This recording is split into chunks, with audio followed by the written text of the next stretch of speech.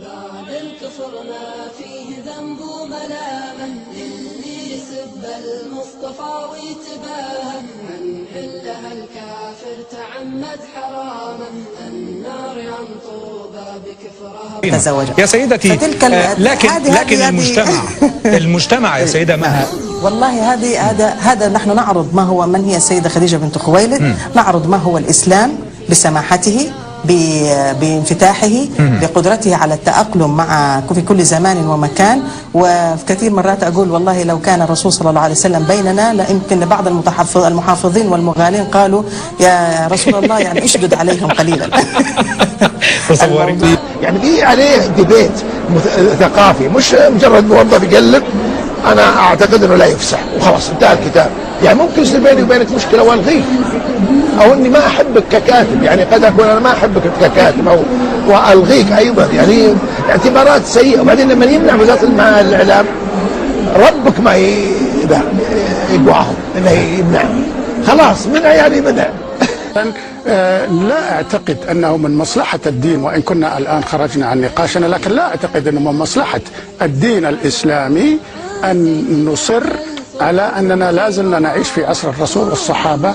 الآن تغير كل شيء، وأعتقد مثلا الرسول عليه الصلاة والسلام حينما يشاور أهل الرأي في قضية دنيوية، أنا أعتقد أن هذا تصرف علماني. في القرآن ولا في السنة ولا حتى في النظام الرسمي للدولة أن من مظاهر المواطنة أن تكون المرأة عباءتها على الرأس مثلا، وإذا لا ما في القرآن ولا في السنة. لا يقول والدليل على ذلك ما قاله الرسول صلى الله عليه وسلم: ما تركت على الأمة فتنة أضر من النساء. نعم، أو كما جاء الحديث. طبعا الأحاديث التي في جانب في خطابها تحس انه متوحش، انا اما اشك في صحتها او اشك في سياقاتها، او لا ارى انه في خطاب نبوي على الارض يستعين بالسماء ويتواصل مع السماء من خلال الوحي مع الله تعالى. لا اتصور ان يكون خطابه بهذه الوحشية المفرغة من سياقاته.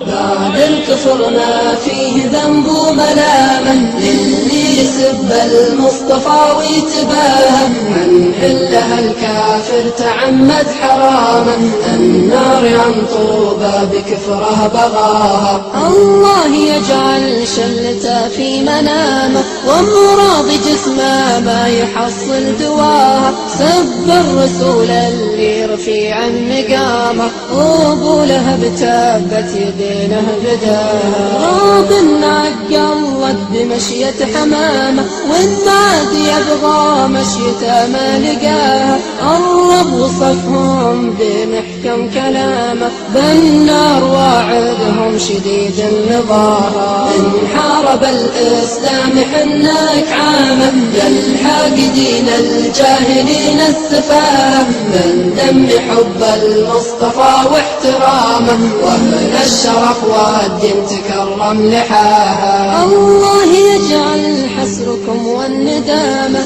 تهتز بالزلزال أرض وسماها. يوم عبوس وصف يوم القيامة لجلي تعذب فيها يبصر عماها. عاسى يتبدل صبحكم في غمامة سود نخيف شرها في حشاها. تمطر عليكم نار عجو كتامة والأرض تنسف والسماء شق ماها.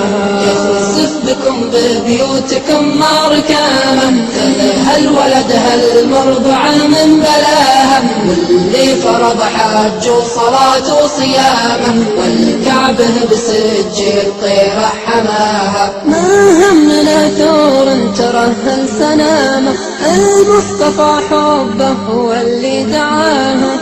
لنا تبين لو تعذر مرامه واللي كفر له غاية ما نفاها. واللي يبرر له شبيه النعامة جسمه يبين وراسها في ثراها. نبينا له عند ربه كرامة اللي قرا بكتاب ربه قراها. وصفه له بالغلا والزعامة رسالته خاصة وهو منتهاها. عليه من نسك الصلاة